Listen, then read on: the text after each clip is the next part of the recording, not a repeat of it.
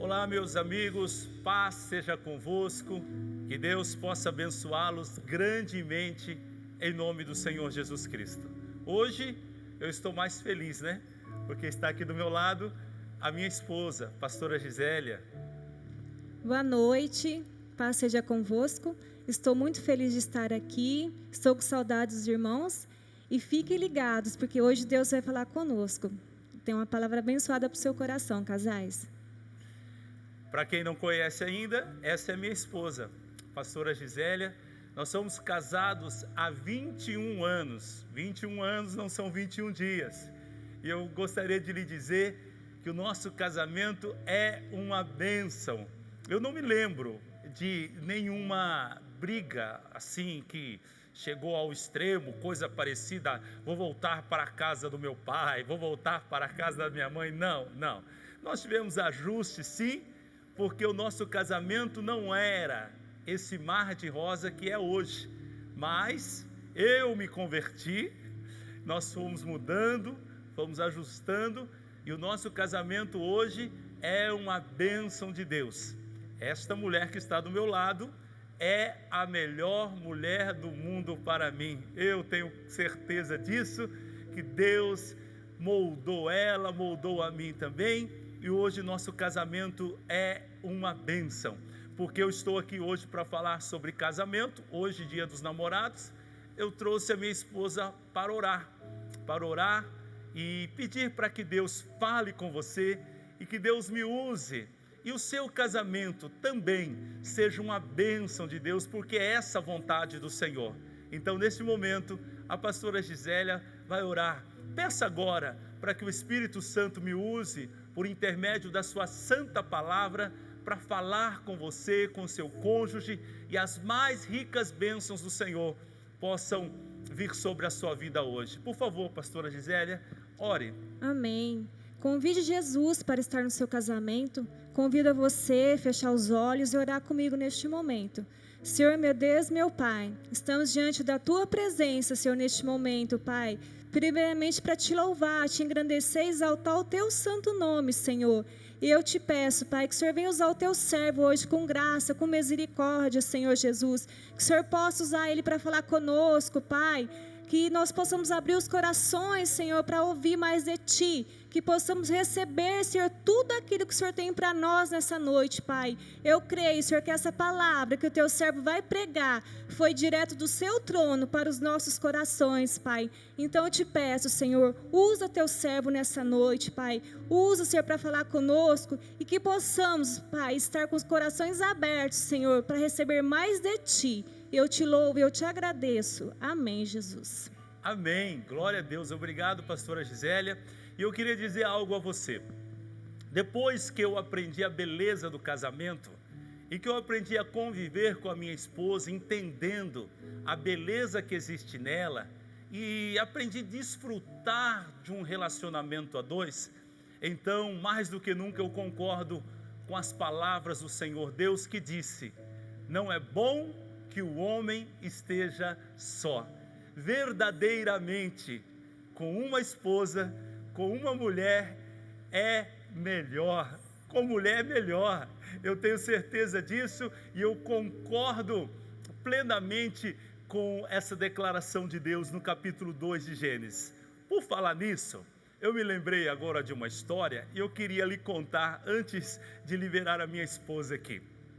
Uma história entre um diálogo que houve entre um pastor e um padre. Que me perdoe os padres amigos meus, é apenas uma história. E então conta a história que um padre e um pastor estavam viajando dentro de um trem. E os dois estavam sentados, um de frente com o outro. Em determinado momento do caminho, o padre tirou do bolso um cigarro, um charuto, e ele disse: pastor, você aceita? E o pastor disse: não, a minha religião não permite. O padre olhou para o pastor e disse: você não sabe o que está perdendo.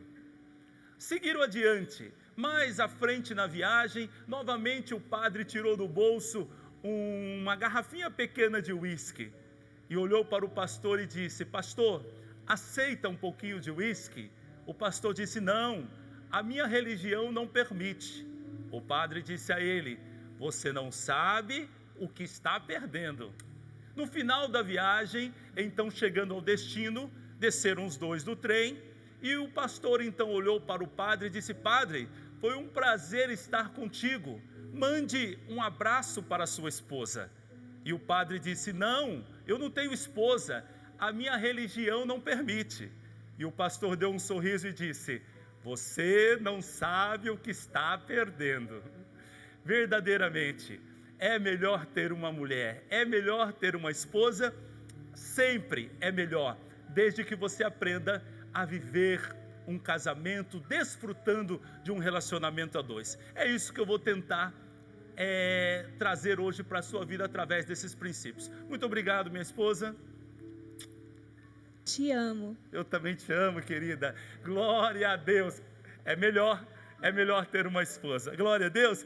Vamos à palavra do Senhor, e o tema dessa mensagem que eu vou ministrar é um casamento, um projeto de Deus. Eu fiquei até meio sem graça aqui com essa declaração e um beijo desse, né? Casamento, um projeto de Deus. E eu quero ler o texto bíblico do capítulo 5 de Efésios, onde Paulo fala de alguns princípios para que você tenha um bom casamento. Todos vocês conhecem esse texto, mas creio eu que eu tenho da parte do Senhor boas revelações para você. Diz assim o texto de Efésios capítulo 5, versículo 22. Esposas, sujeitem-se. Esposa, sujeite-se cada uma ao seu marido, como ao Senhor, pois o marido é o cabeça da esposa, como Cristo é o cabeça da igreja. Ele é o salvador de seu corpo, a igreja. Assim como a igreja se sujeita a Cristo, também vocês, esposas, devem se sujeitar em tudo a seu marido. Maridos, ame cada um a sua esposa, como Cristo amou a igreja e ele entregou a vida por ela, a fim de torná-la santa, purificando-a ao lavá-la com água por meio da palavra. Assim o fez para apresentá-la a si mesmo como igreja gloriosa, sem mancha, ruga ou qualquer outro defeito, mas santa e sem culpa. Da mesma forma, os maridos devem amar cada um a sua esposa, como amam o próprio corpo, pois o homem que ama a sua esposa, na verdade, ama a si mesmo. Ninguém odeia o próprio corpo, mas o alimenta e cuida dele, como Cristo cuida da igreja. E nós somos membros de seu corpo. Por isso, o homem deixa pai e mãe e se une à sua mulher, e os dois se tornam um só. Este é um grande mistério, mas ilustra a união entre Cristo e a igreja. Portanto, volto a dizer, cada homem deve amar a esposa como ama a si mesmo, e a esposa deve respeitar o marido. Glória a Deus.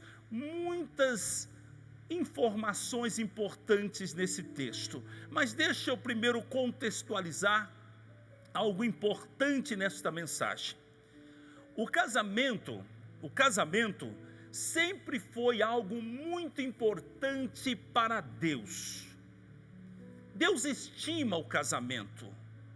Ele tem um apreço muito grande pelo matrimônio. Deus ampara, protege o casamento através da sua lei. O casamento também tipifica a união mística entre Cristo e a igreja. E o casamento é uma instituição divina, ou seja, foi criado por Deus. O casamento não surgiu na cabeça de um homem, não.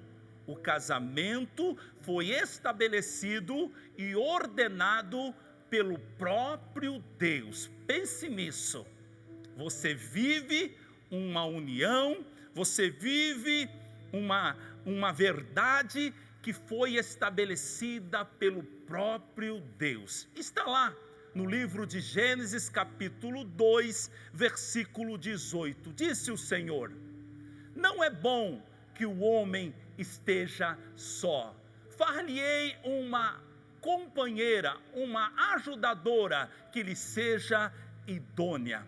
No versículo 24, disse mais o Senhor: por isso, deixará o homem o seu pai e a sua mãe, unir-se-á a sua mulher, e serão ambos uma só carne. Você está entendendo como Deus tem projeto do casamento? Como o casamento é um projeto de Deus e o casamento é uma ordenança divina?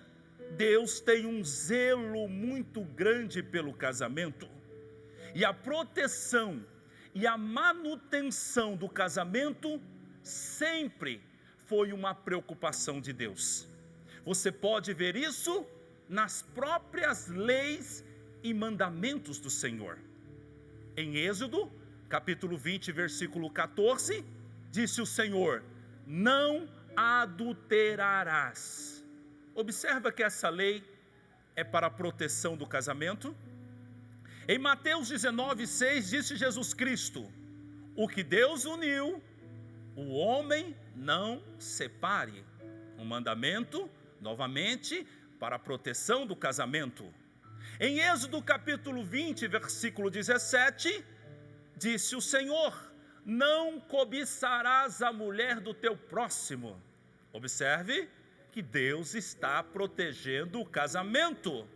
Em Malaquias capítulo 2, versículo 6, Deus é mais direto. Ele diz: eu odeio o divórcio. Em Êxodo capítulo 20, versículo 13, ele disse: não matarás. Porque você pode matar um homem ou uma mulher e destruir um casamento, uma família.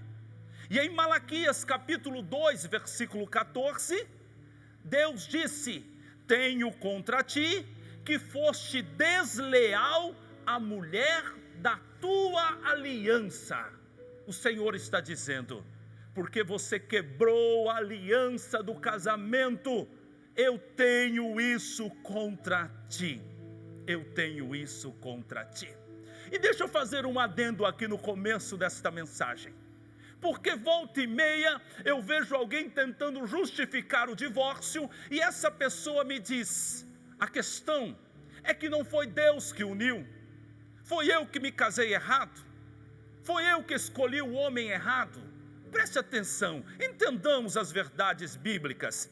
Em Malaquias 2,14 está escrito assim: porque o Senhor foi testemunha entre ti e a mulher da tua mocidade, com a qual tu fostes desleal, sendo ela tua companheira e a mulher da tua aliança. Sabe o que o Senhor está dizendo? Não é questão de Deus unir ou decidir com quem você vai casar, mas é a questão de Deus ser a sua testemunha do compromisso que você fez. E quando você quebra esse compromisso, então você está desagradando a Deus. Deus não vai decretar com quem você vai casar, mas Deus vai aceitar a sua decisão, vai abençoar a sua decisão, e então é isso que é Deus unir, é Deus abençoar, é Deus ser a sua testemunha. Unir é isso. Então, eu não posso usar esse argumento: eu vou terminar com meu cônjuge porque não foi Deus que uniu. A Bíblia nunca disse com esse intuito ou este conceito. O conceito é: Deus foi a sua testemunha, e o compromisso que você fez diante de Deus deve ser levado até as últimas consequências. O casamento, como eu disse, é uma instituição divina. E aí então surge uma pergunta: se o casamento é uma instituição divina, Se Deus ampara o casamento, por que é que tantos casamentos acabam? Por que é que tantos casamentos não dão certo? Eles terminam e então o que acontece?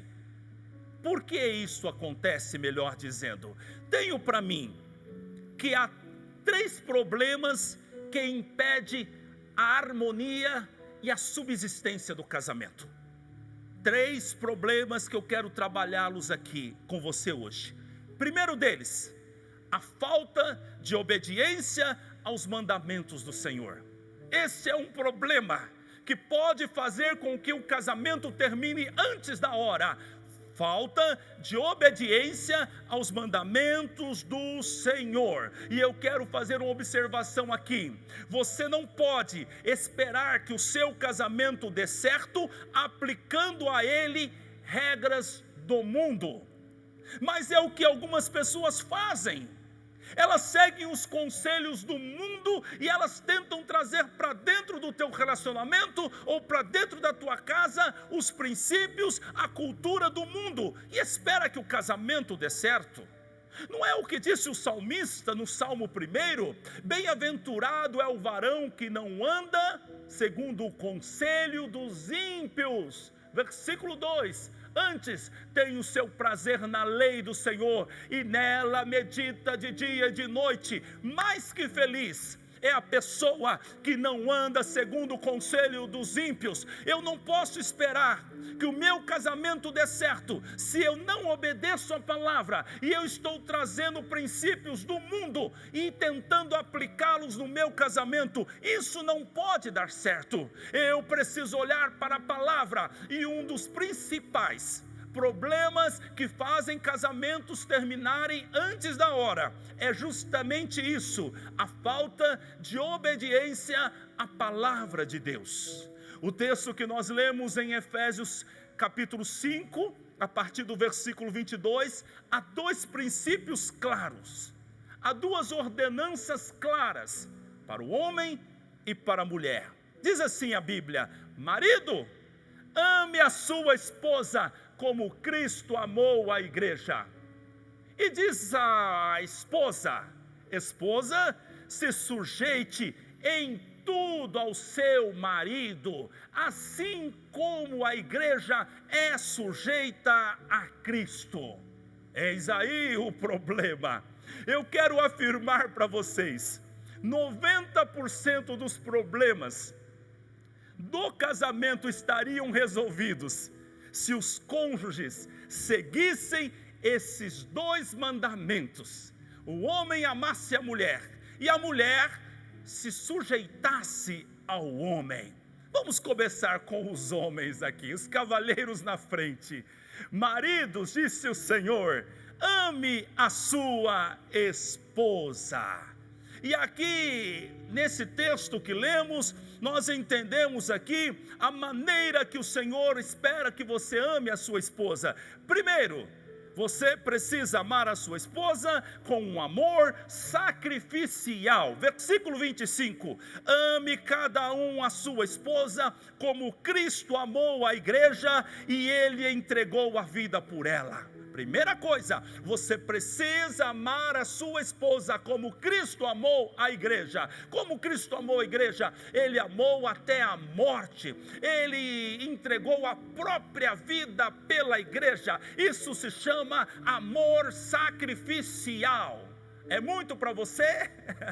É muito para você? Pois esta é a medida que Deus espera que você ame a sua esposa com amor sacrificial. Segundo, a Bíblia diz que você tem que amá-la investindo no crescimento e no aperfeiçoamento dela. É isso que diz no versículo 25. Ele entregou a vida por ela. Versículo 26, a fim de torná-la santa, purificando-a. Versículo 27, assim o fez para apresentá-la a si mesmo como uma igreja gloriosa, sem mancha, ruga ou qualquer outro defeito, mas santa e sem culpa. Preste atenção aqui o que Paulo está dizendo. Você, marido, deve investir no crescimento e no aperfeiçoamento da tua mulher, assim como Cristo investe no aperfeiçoamento e no crescimento da igreja.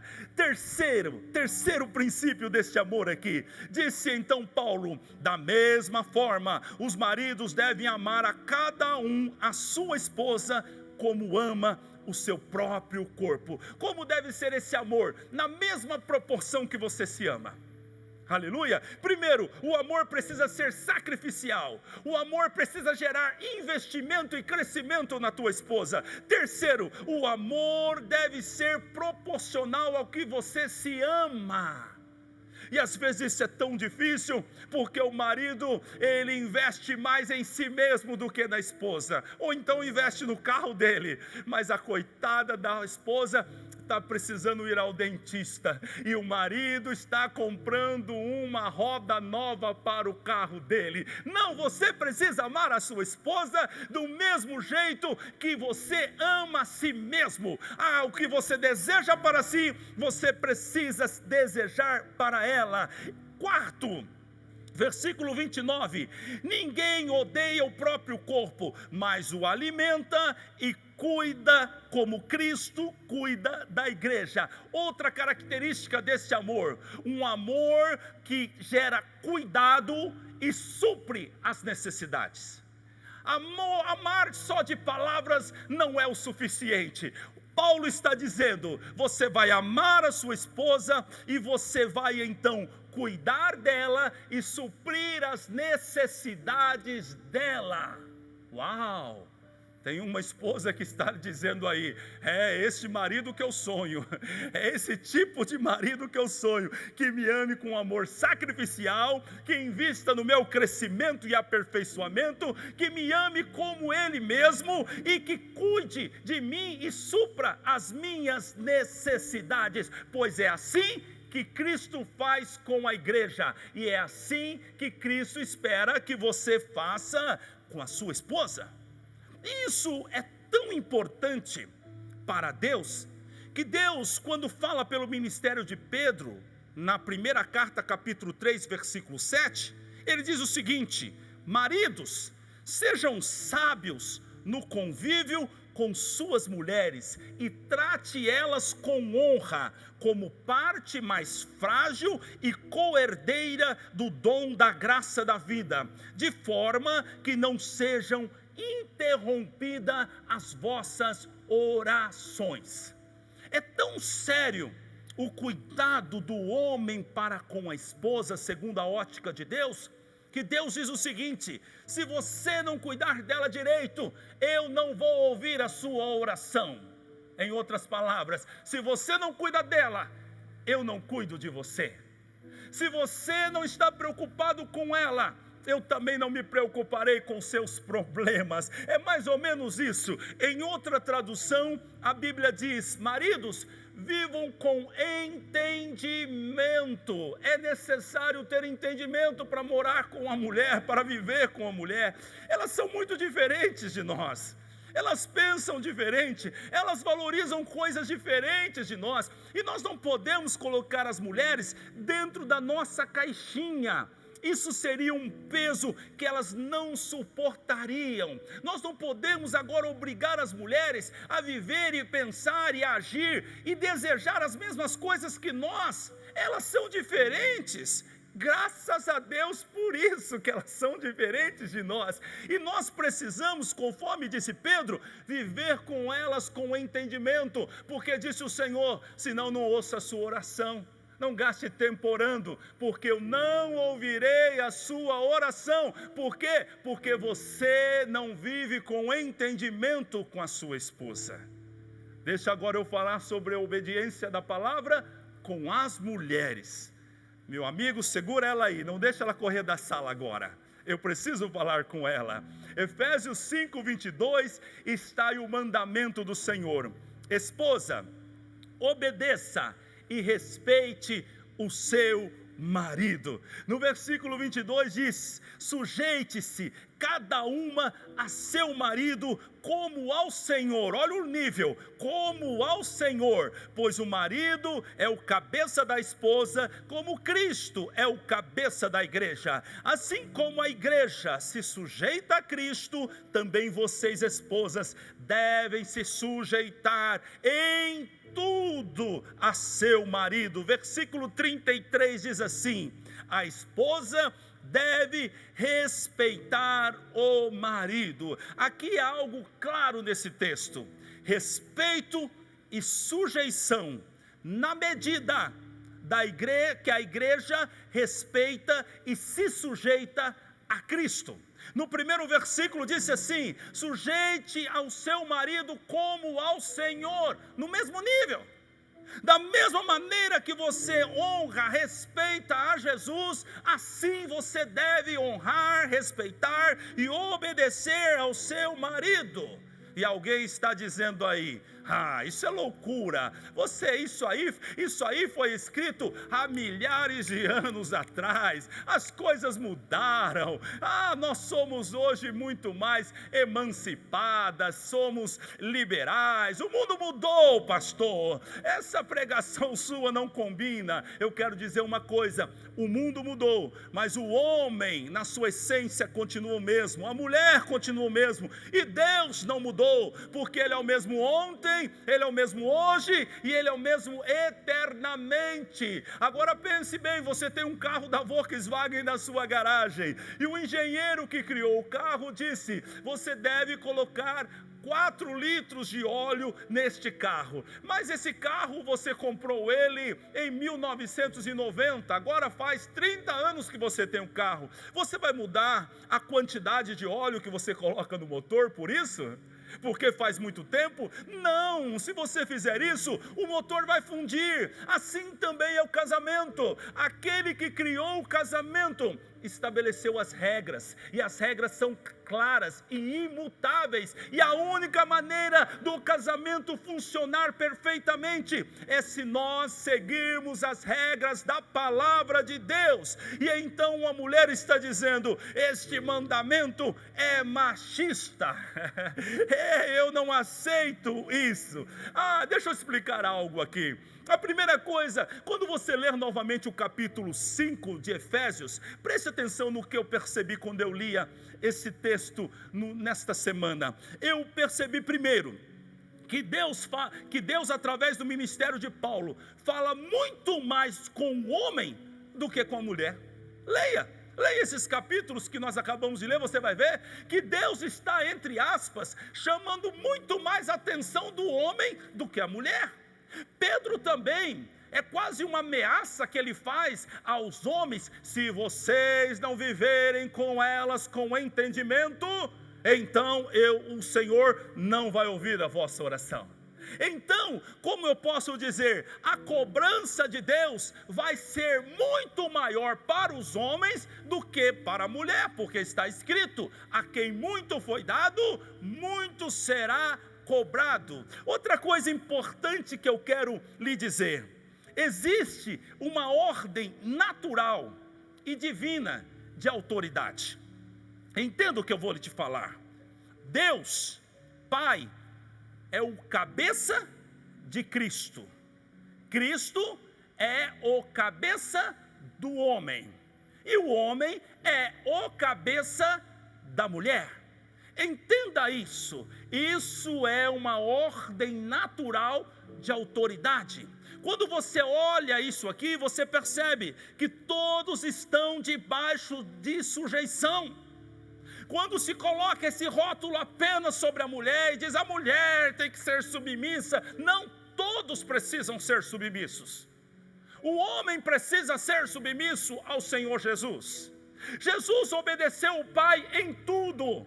E assim também a mulher, é uma ordem natural. Não, eu não aceito isso. Sabe por que essa pessoa não aceita? Por causa do orgulho. E eu queria dizer isso: dentro dos casamentos um sentimento que atrapalha muito, e é o orgulho. O orgulho para se arrepender, o orgulho para pedir perdão, o orgulho para obedecer, o orgulho para reconhecer o próprio erro. Isso é terrível no casamento. Eu queria lhe dizer que a palavra do Senhor diz que Deus, Ele resiste aos soberbos, aos orgulhosos, e que os orgulhosos serão humilhados, mas os humilhados serão exaltados. Então preste atenção, se submeta. E eu queria também dizer algo para você: todos estão debaixo de uma submissão, e todo relacionamento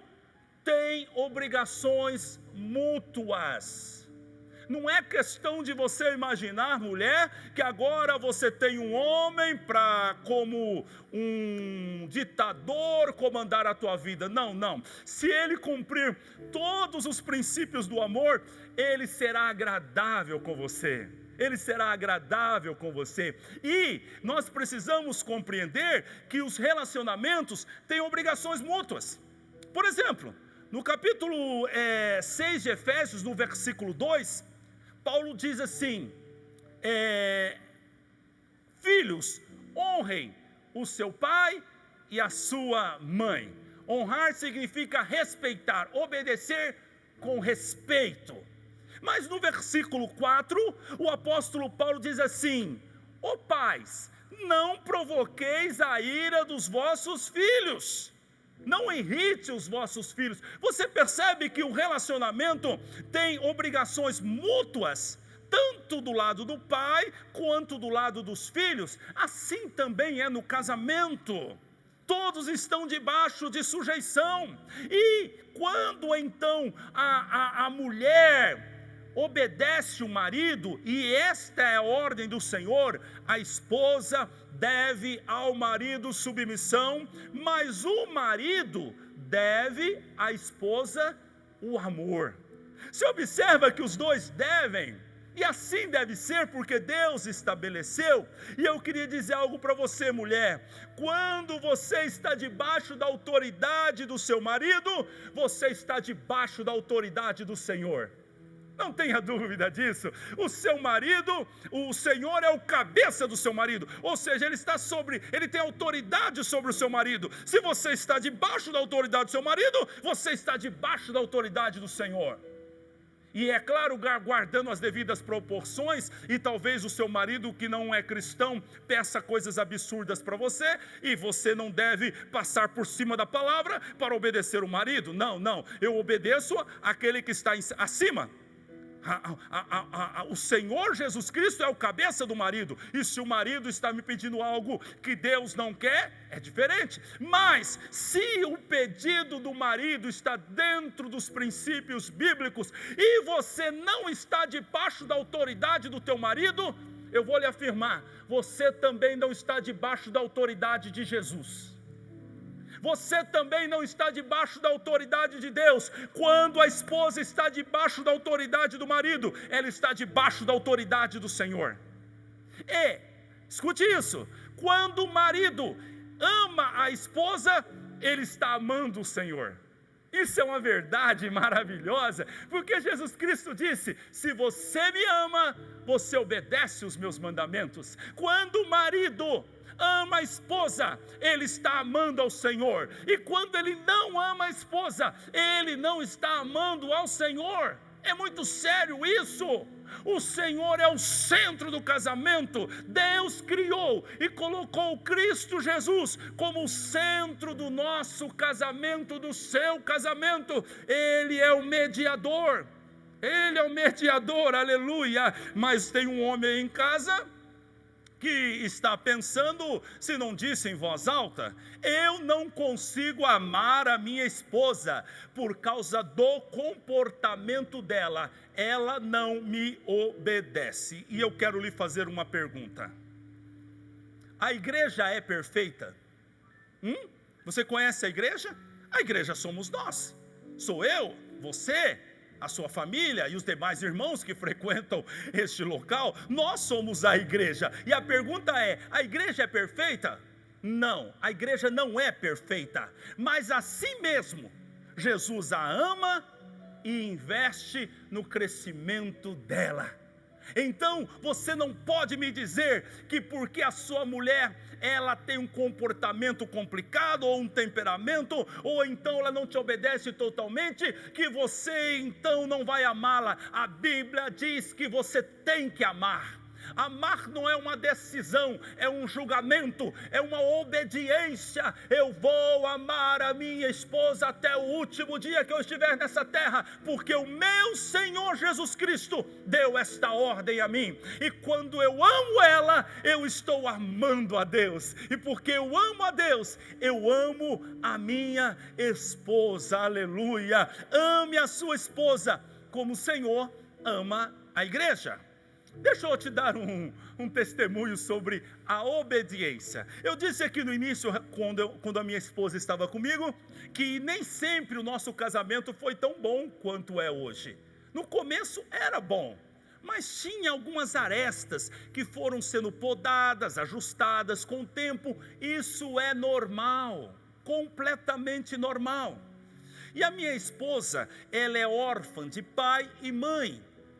Foi muito emancipada, viveu a vida dela, as coisas dela, lutando, alcançando os objetivos dela. Então, ela não cresceu debaixo de uma cultura de obediência. Não havia alguém sobre ela dando ordem constantemente. E aí, quando nós casamos, a minha esposa é um doce. Vocês viram ela aqui? Ela é maravilhosa, ela é mansa, mas ela tinha lapsos de desobediência, e aquilo estava me chateando, e eu comecei a ficar meio intrigado com ela. Mas sabe o que o Senhor me disse? Ele disse: você não acredita na minha palavra? Você não crê que quando ela está debaixo da sua obediência, ela é abençoada?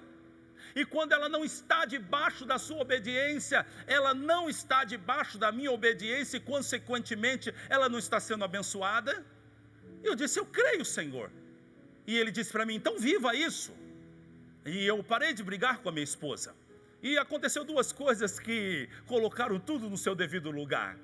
Ela na época trabalhava em casa, ela não trabalhava comigo como faz hoje fora de casa. E ela trabalhava em casa e ela passava as minhas camisas. A minha esposa é daquelas que coloca as camisas em ordem por cor. Sabe como que é?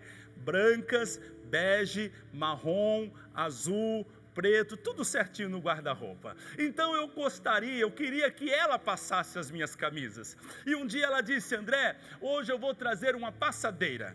E eu disse: Gi, eu não gostaria que ninguém passasse as minhas camisas, eu gosto que você passe as minhas camisas. Ela disse: não, eu não vou passar as suas camisas, eu vou trazer alguém para passar as suas camisas. E eu disse para ela: não, eu preferia você. E naquele momento eu me lembrei da palavra do Senhor, e eu disse para ela: tudo bem, a vontade do teu marido é que você passe, mas se você quer trazer outra pessoa para passar, é direito seu, a decisão é sua.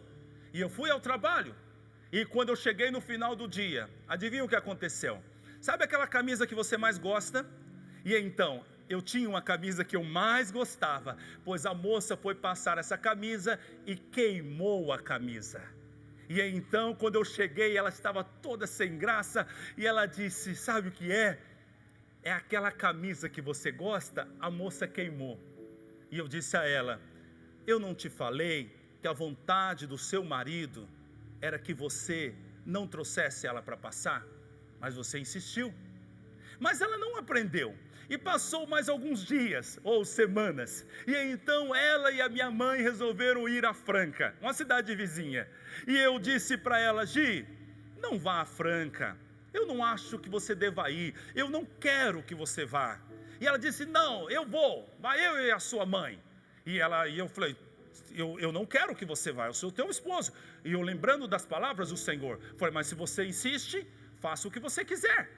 E ela pegou o meu carro junto com a minha mãe e foram a Franca. Depois de 2 horas, tocou o meu telefone. Eram elas. E elas disseram: sabe, nós estávamos passando numa rua aqui e alguém bateu no nosso carro. E eu disse para ela: eu não disse que a vontade do teu marido era que você não fosse, mas você está insistindo nisso. O que eu estou dizendo? O que eu estou fazendo? Expondo a minha esposa? Não, eu estou dizendo para você, marido, que você deve continuar amando a sua esposa, embora às vezes ela te desobedeça, conquiste ela por amor, com amor, porque a Bíblia diz que o amor de Cristo nos constrange. É assim que Jesus faz conosco. Ele nos ama, embora nós sejamos rebeldes, embora nós sejamos pecadores, e esse amor é tão grande que a gente fica envergonhados, nós ficamos constrangidos diante do Senhor. Aí sabe o que acontece? Nós resolvemos obedecer ao Senhor. Mas tem uma mulher aí que está me ouvindo, e ela está dizendo: eu não consigo obedecer o meu marido, porque ele me trata de maneira rude, as palavras dele me ferem, as palavras dele me machucam. Deixa eu dizer algo para você: se o seu marido frequenta a igreja e ainda lhe trata assim, eu vou fazer uma afirmação aqui, você não se escandalize. Ele ainda não se converteu. Não. Este homem não é convertido.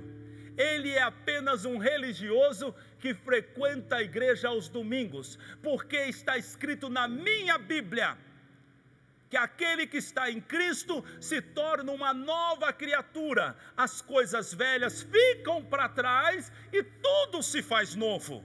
Onde está o novo de Deus na vida deste homem? Então, se ele não é convertido, eu tenho que te receitar o texto que está em 1 Pedro capítulo 3, versículo 1, que diz assim: do mesmo modo, mulheres, sujeitem-se a seus maridos, a fim de que, se algum deles não obedecem à palavra, sejam ganhos sem palavras pelo procedimento da sua mulher, observando, preste atenção nisso, a conduta honesta e respeitosa de vocês.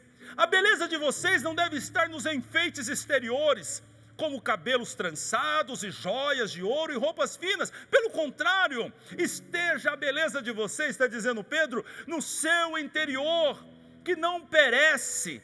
Beleza demonstrada num espírito dócil e tranquilo, o que é de grande valor para Deus, pois era assim que também acostumavam adornar-se as santas mulheres do passado, que colocavam a sua esperança em Deus. Elas se sujeitavam aos seus maridos, como Sara, que obedecia a Abraão e lhe chamava de Senhor. Aleluia, glória a Deus. Você está entendendo? Se ele ainda insiste em tratar você com dureza, mostre a ele o Deus que está sobre a sua vida. De que maneira? Disse Paulo: com o seu procedimento, com as suas palavras, ou melhor, sem palavras, e com a sua beleza interna, de um espírito dócil e tranquilo. Isso, disse Pedro, tem grande valor para Deus. Aleluia.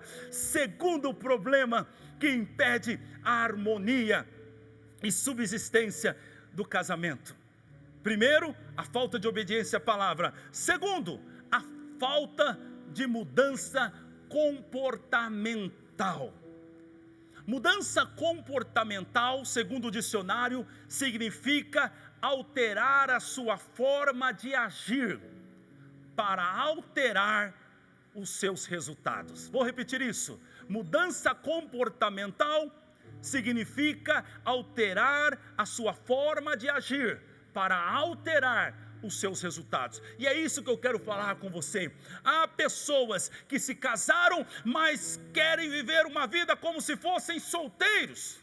Não entenderam ainda que para viver um matrimônio é necessário se adaptar, mudar, entender o novo momento, mas tem mulheres que ainda estão achando que estão na casa da mamãe, e tem homens que acham que ainda estão na casa do papai, homens que agora abandonam as suas esposas para o tempo todo ficar jogando futebol com os amigos, ou então passeando de moto ou de bike, ou correndo, outras coisas mais. Isso é saudável, mas precisa ter equilíbrio. Precisa mudar alguns comportamentos que nós trazemos do passado. Nós precisamos mudar comportamentos. Nós precisamos entender, como eu disse aqui, a se adaptar, a entender as necessidades do nosso cônjuge, viver com sabedoria, se dedicando ao cônjuge, amando, respeitando, honrando. Nós precisamos mudar o comportamento.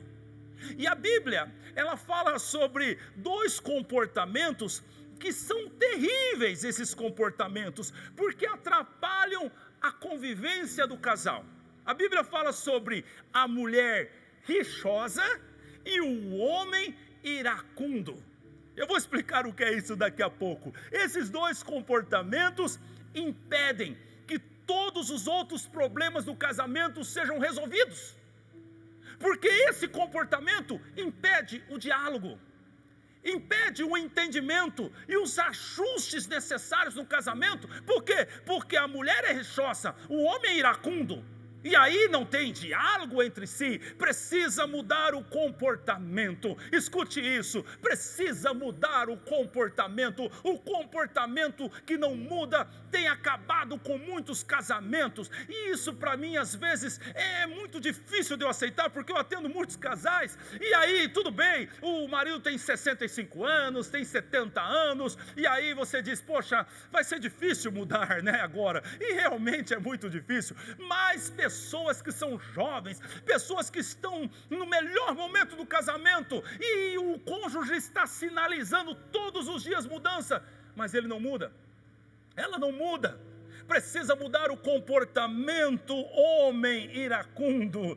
Provérbios 15:18. O homem iracundo suscita contendas, mas o longânimo apazigua a luta. O homem iracundo, ou o homem irado, ele provoca brigas, mas aquele que tem paciência acalma a discussão. Deixa eu falar rapidamente sobre como é um homem iracundo. Vê se você conhece alguém assim. Um homem iracundo é um homem que não pensa antes de falar. Ele fere, ele incrimina, ele gera divisão, ele envergonha a esposa e, consequentemente, ele gera mágoa no coração desta mulher. Um homem iracundo, segundo, ele não aceita correção, ele não aceita que alguém chame a atenção dele, porque ele acredita que ele é dono absoluto da verdade. Um homem iracundo, a esposa e os filhos não conseguem ter diálogo com ele. Um homem iracundo coloca medo na família, e a família tem vergonha do comportamento deste homem em frente a outras pessoas. Este é um homem iracundo. Em Provérbios 16:32, a Bíblia diz: é melhor ser paciente do que ser poderoso, é melhor ter autocontrole que conquistar uma cidade. Ei, homem, mude o seu comportamento. Não importa o teu passado, mas meu pai era assim, minha mãe era assim. Você não pode permitir que os seus pais, talvez até mesmo depois de mortos, continuem gerando ingerência dentro da tua vida, do teu casamento. Você precisa ter sabedoria, buscar em Deus para mudar o comportamento. O teu pai tratava a tua esposa com gritos, mas você vai tratar com palavras de amor, de carinho. Você não pode buscar essa justificativa. Não, como disse a minha família é de origem baiana, e a minha avó dizia que eu sou baiana, comigo eu pego a peixeira e eu já resolvo assim. Não, nós não podemos usar esses argumentos. Nós precisamos mudar o nosso comportamento, nós precisamos ser sábios. No livro de Provérbios 21:20, a Bíblia diz: tesouro desejável e azeite há na casa do sábio, mas o homem insensato os desperdiça. Ei, eu quero dizer uma coisa para você: dentro da tua casa tem tesouros, dentro da tua casa tem azeite, que tipifica aqui valores. Onde está isso, André? É a tua esposa e os teus filhos. Isso é um tesouro. Mas o homem que não é sábio, ou seja, o insensato, ele desperdiça isso, ele não aproveita a sabedoria da mulher, as forças da mulher. Talvez ele montar uma equipe dentro de casa, uma família unida, ele divide com a sua ira, com as suas palavras. Olha, um homem sábio no casamento, primeiro, ele ama a esposa e faz a esposa sentir amada. Esse é um homem sábio. Você conhece alguém assim? Um homem que ama a esposa, mas só amar não adianta. Você tem que fazê-la se sentir amada. Como eu faço isso, André? Entenda ela. Entenda as mensagens que ela tem passado para você. Entenda as dicas. Compreenda a linguagem do amor. Tem mulher, por exemplo, que se sente amada quando ganha um presente.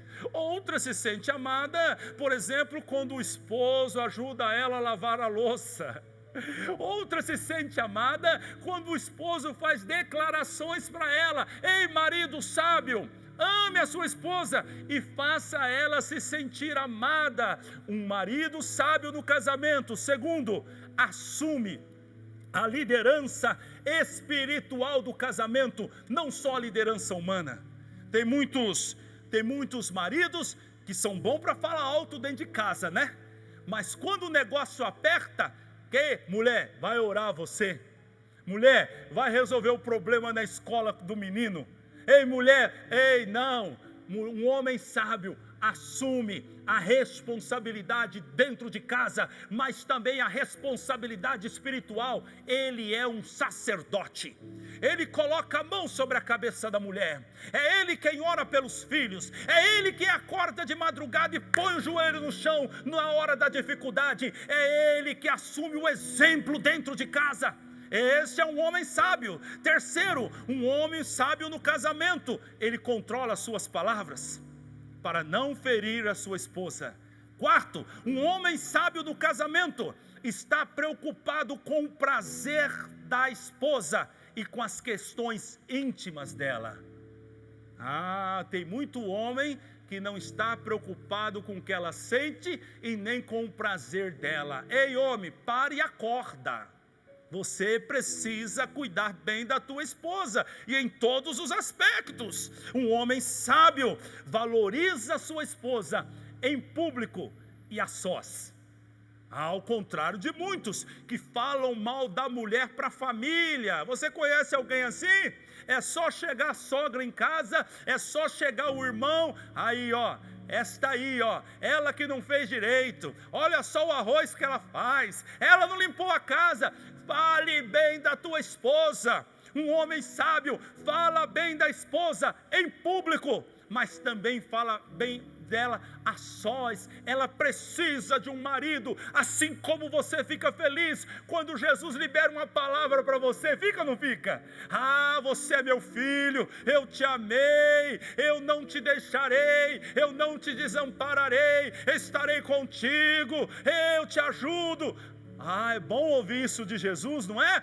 E por que você acha que a tua esposa não quer ouvir da sua boca, marido? Se você é o cabeça dela, haja como tal, valorize a sua esposa. E último, o marido sábio dá à esposa liberdade de decisões pessoais.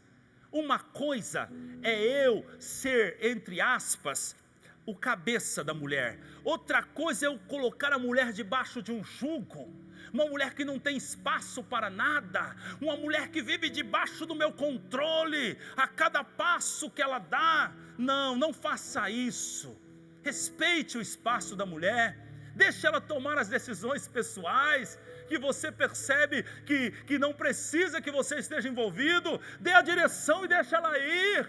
Valorize a sua mulher, estabeleça ela como uma mulher, uma líder, uma mulher que você amanhã vai ter orgulho dela, você vai ter interesse por ela e vai dizer: que mulher capaz, que mulher sábia. Incentive a sua mulher. E a última dica que eu quero dar para o marido sábio aqui: um marido sábio, ele dá dinheiro para a esposa, amém? Ele dá dinheiro para a esposa para suprir as necessidades dela, mas dá um pouquinho a mais. Ei, marido, é muito ruim uma esposa que tem que ficar se humilhando para o marido a todo momento. Querido, me dá um dinheiro para mim fazer uma chapinha. Ah, mas você fez semana passada, tá muito bom o seu cabelo assim. Eu nem ligo para o seu cabelo. Mentira, isso é um pão duro.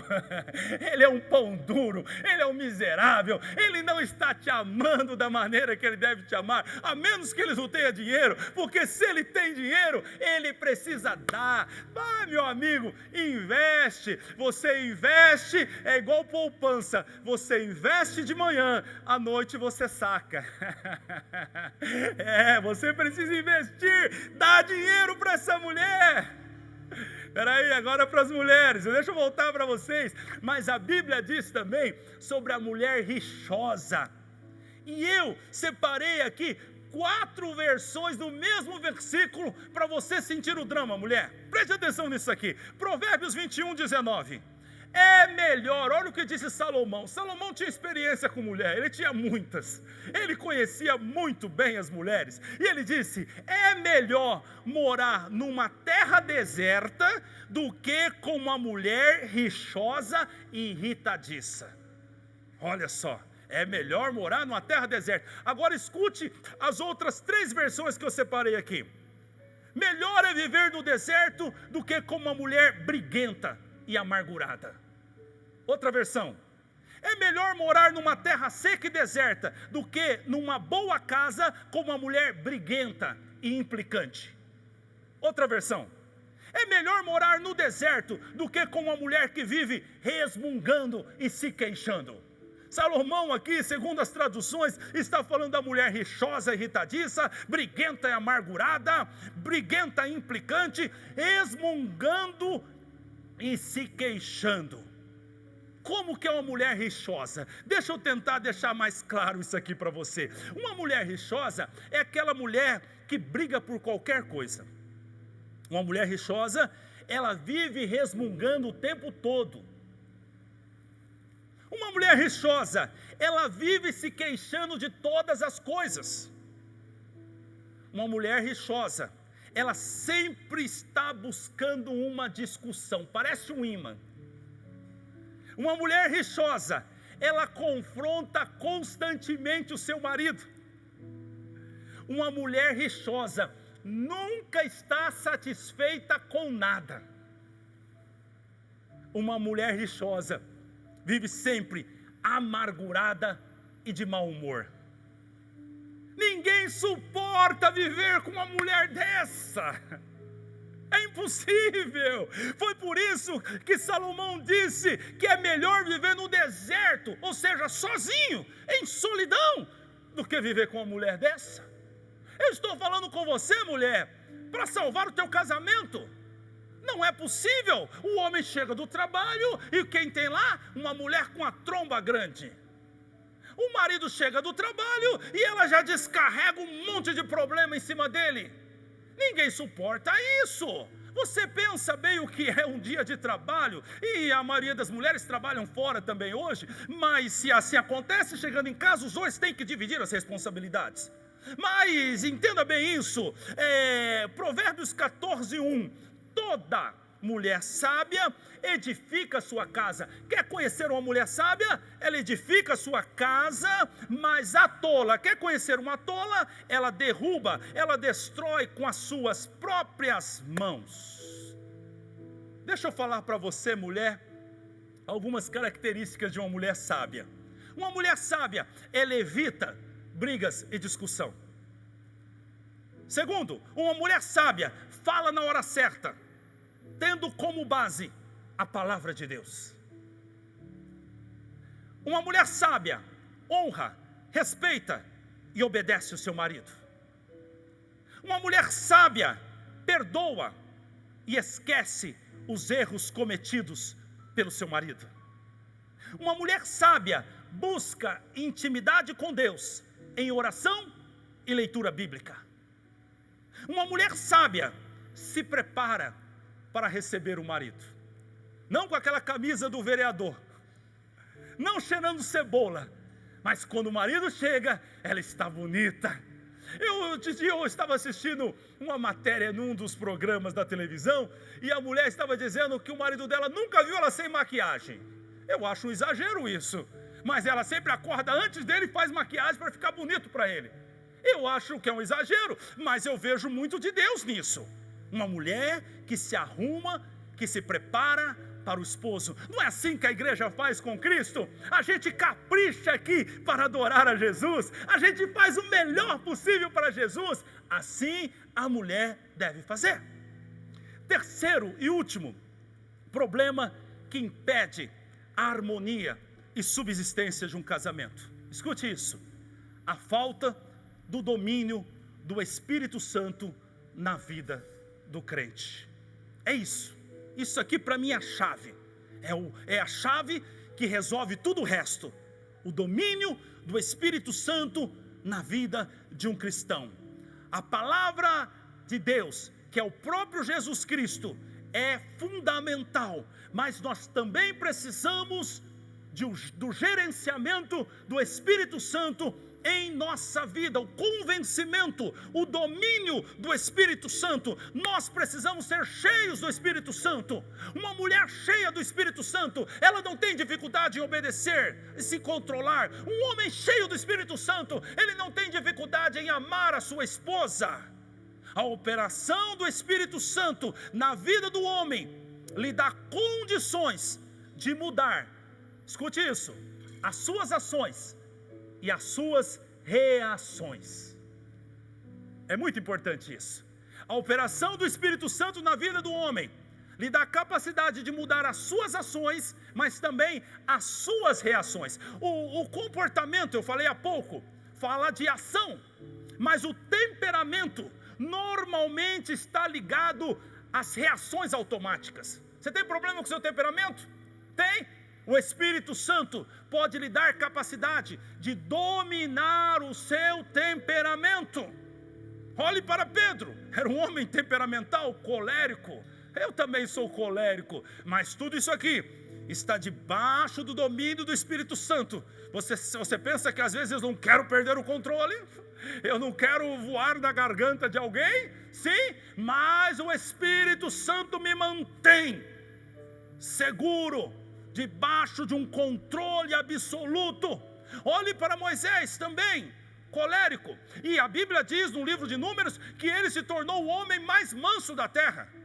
Mas em alguns momentos você viu aí o comportamento de Moisés dando um salto, né? 2 ou 3 vezes ele vai lá e mata o egípcio, ele vai lá e fere a rocha, ele quebra as tábuas. Alguns momentos ali ele é colérico, mas a Bíblia diz que ele se tornou o homem mais manso da terra. Que jeito? Pelo poder do Espírito de Deus na vida de Moisés.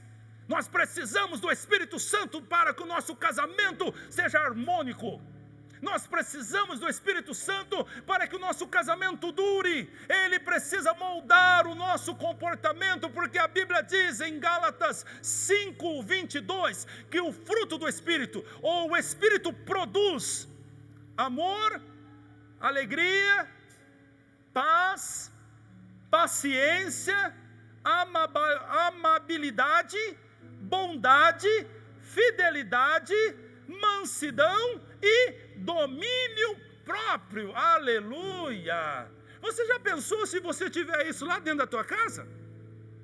Você já pensou se você tivesse isso no seu casamento? O que, André? Se tivesse amor profundo no teu casamento, se você tivesse alegria, se você tivesse paz, se você tivesse paciência, amabilidade, bondade, fidelidade, mansidão, se você tivesse mansidão nessa casa, hein? Se tivesse domínio próprio nessa casa, hein? Seria a sua casa ou o seu casamento um pedacinho do céu.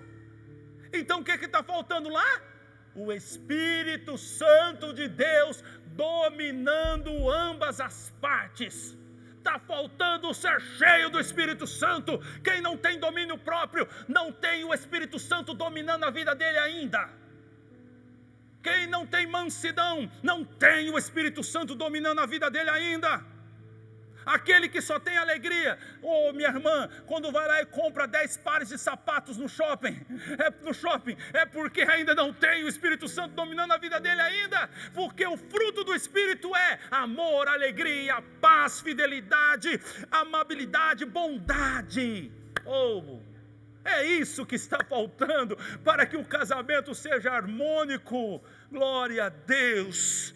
Escute isso, a falta de obediência aos mandamentos do Senhor, a falta de mudança de comportamento, a falta do domínio do Espírito Santo, gera um outro problema, e eu vou terminar com isso, que precisa ser tirado do meio do casamento. O que é, André? Tudo isso que eu falei acima, gera a mágoa nos corações dos cônjuges, e aí um grande problema, porque a mágoa é um pecado contra Deus. E não importa quem gerou a mágoa é um pecado contra Deus. O Senhor diz na palavra dele: se você não perdoa, não adianta orar. Se você não perdoa, não adianta trazer a sua oferta no altar. Não perca o teu tempo, não gaste o teu dinheiro errado, porque você não terá resultado nenhum nisso. Por quê? Por causa da mágoa no coração. E a mágoa acontece por conta de tudo isso que eu falei até aqui. Mas o Senhor está te explicando, te ensinando isso. Então o que eu posso te aconselhar hoje? Perdoe. Perdoe. Sem perdão não há diálogo. Perdoe. Sem perdão não há perfeita intimidade. Perdoe. Sem perdão não há recomeço, sem perdão não há graça, sem perdão não há comunhão, sem perdão não há diálogo. Alguns casais que não se dão bem hoje por problemas que aconteceram há 10, 15, 20 anos atrás, e quando eles vão se conversar, não se conversam mais pacificamente. Precisa resolver isso, precisa pedir perdão, precisa liberar o perdão, para que então o Espírito Santo possa novamente continuar essa boa obra, e você tenha um bom casamento. Essa é a vontade do Senhor. E talvez depois de tudo isso, a pergunta é: por que investir no casamento? Primeiro, você deve investir no casamento porque é um projeto de Deus. Segundo, você deve investir no casamento para que os seus filhos sejam abençoados. Eu atendo muitas pessoas com problemas no casamento. Eu atendo muitas pessoas traumatizadas com 30, 40, 50 anos de idade. E muitos desses problemas psicológicos e até espirituais tiveram origem na infância, por causa de um pai e uma mãe que viviam brigando, por causa de traição de alguma das partes, por causa de bebedeira dentro de casa, por causa de abusos sexuais, tudo fruto de um casamento desestruturado. É por isso que o casamento é um alvo do inferno, é um alvo do diabo, porque ele sabe que um casamento organizado, um marido, uma esposa se amando, respeitando um ao outro, vai permitir que os filhos cresçam debaixo dessa harmonia e da bênção de Deus, sem traumas. E o inimigo das nossas almas não terá acesso à mente deles, à alma deles, porque eles são curados pelo ambiente. Então, ó pai, ó mãe, por que investir no casamento? Para que os seus filhos sejam abençoados. Terceiro, por que investir no casamento? Para que ambos, você e ele, possam ir bem em todas as suas áreas. Porque a Bíblia diz que uma casa dividida, ela não subsiste, ela cai, ela não fica de pé. Não dá para essa casa ter resultado no meio de uma divisão. Por que investir no casamento? Para não andar em pecado por aí, para não dar lado para o diabo. Por que investir no casamento? Para que vocês sejam felizes. O casamento é um projeto de Deus, e quando você vive em harmonia com sua esposa, com seu esposo, quando você ama, quando você perdoa, quando você então obedece, se sujeita, você está segundo a palavra de Deus. E o Espírito Santo, que é o Espírito de Deus, e também é o Espírito da alegria, Ele vai trazer alegria no teu espírito. Um casamento bem ajustado, ele não só traz alegria por causa do tratamento de um para com o outro, mas há também uma operação do Espírito Santo testificando no seu espírito de que o que você está fazendo agrada a Deus. Então há uma alegria no coração. É como diz o livro de Atos: os apóstolos foram perseguidos, apanhavam, mas eles estavam alegres, porque o Espírito Santo os alegrava. Quando você faz a vontade do Senhor, quando você se sacrifica por um casamento, pode até passar necessidades financeiras, mas o Senhor alegrará o seu espírito, você terá paz, aleluia, glória a Deus. E a Bíblia diz em Neemias 8:10, a alegria do Senhor é a nossa força. Quando o Senhor está alegre, nos dá a alegria dele, então nós somos fortes. E terminemos aqui com uma boa notícia. É sempre bom terminar com uma notícia boa. Eu quero terminar com uma boa notícia. E qual é a boa notícia, André? Que não importa como está seu casamento, Deus quer te ajudar com este casamento. Aleluia! Olha, essa mensagem, eu espero que o pregador aqui tenha atingido o objetivo de gerar em você desejo de investir nesse casamento e de fazer as coisas certas. Se há o desejo no teu coração, a boa notícia é essa: Deus, Ele quer te ajudar neste casamento. Ele quer, e Ele te ajudará. Olhe para a Bíblia e entenda. Olhe para a Bíblia e entenda. O primeiro milagre operado por Cristo Jesus foi em um casamento, em Caná da Galileia. Foi lá. Não, eu vou começar o ministério. Deus, pense nisso. Deus está dizendo: eu vou começar a operar grandes maravilhas pelo meu filho. Por onde começo? Já sei. Vou começar os milagres por um casamento em Caná da Galileia. E então, esse fato, ele traz uma mensagem clara. Primeiro, para Deus, o casamento é prioridade. Segundo, quando Jesus entra num casamento, é para ser protagonista. Terceiro, se Jesus for convidado para o casamento, vai acontecer milagres. Quarto, os noivos não podem por si só garantir o final do casamento, a menos que Jesus esteja no casamento. 5. Deus valoriza e apoia o casamento. Então eu termino. Nunca é tarde para se arrepender, para perdoar, para recomeçar. Jesus vai te ajudar. Se você pode entender o que eu estou falando, você pode receber um milagre. Se você pode compreender as coisas que eu falei, o Espírito Santo dará crescimento a esta semente. O casamento é um projeto de Deus. É um projeto de Deus. E aqueles a quem Deus uniu, não separe o homem. Aleluia. Glória a Deus. Antes de orar por você, eu quero que você ouça essa canção. E enquanto você ouve essa canção, do teu lado, preste atenção nisso, marido, esposa. Do teu lado, marido, tem a melhor mulher do mundo. Do teu lado, esposa, tem o melhor marido do mundo.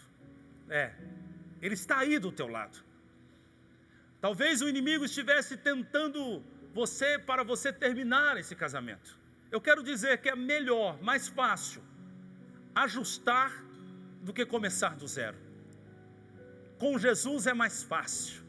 No casamento em Caná da Galileia, o que parecia um fracasso, Jesus transformou num final maravilhoso. O vinho, a água se transformou em vinho. Vinho tipifica a alegria. E para surpresa dos noivos, a qualidade do vinho era melhor do que a qualidade do começo. É isso que Jesus pode fazer. E eu queria que você agora, se está do lado do teu cônjuge, que você, se necessário for, enquanto você ouve essa canção, você vai pedir perdão a ele, vai pedir perdão a ela. Talvez em cima daquilo que você ouviu hoje, Deus te chamou a atenção. Agora é hora. Se você ouviu Deus, você pode se arrepender e receber o perdão de Deus. E você pode também receber o perdão do seu cônjuge e arrancar da mão do inimigo essa legalidade do inferno hoje. Então você vai pedir perdão a ele. Mas não só isso, após pedir perdão, fale para ele o quanto ele é importante. Fale para ela o quanto ela é importante. Diga, você é muito importante, eu quero construir todos os meus dias com você. Eu sempre declaro para minha esposa, nós vamos ficar juntos até o último dia das nossas vidas. E olhe, cuide do seu gramado, cuide do seu jardim, para de olhar para o jardim dos outros. Valorize isso que Deus colocou na tua mão, essa bênção de Deus. É com ele, é com ela que você vai construir todos os teus dias. Então, enquanto você ouve essa canção, peça perdão. Fale para ele o quanto ela é importante, o quanto ela é importante.